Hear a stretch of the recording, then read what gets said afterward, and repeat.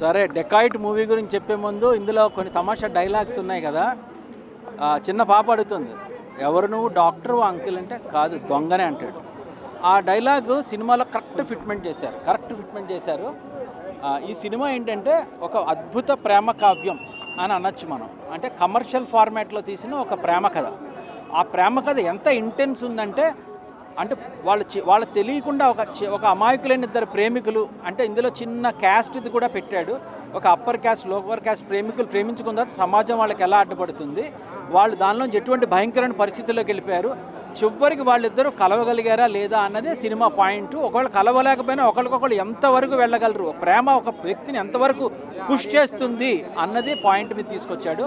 It's a poetic love story in a commercial format. But అయితే first half మాత్రం అదిరిపోయింది cinema. First half ఫెంటాస్టిక్గా ఉంది. ఆ సీన్లు కానీ, ఆ కామెడీ కానీ, అసలు అడవిశేష్ బాడీ లాంగ్వేజ్ కానీ ఫట్ట తీసుకొస్తుంటే ఆ స్క్రీన్ ప్లే అవన్నీ చాలా బాగున్నాయి.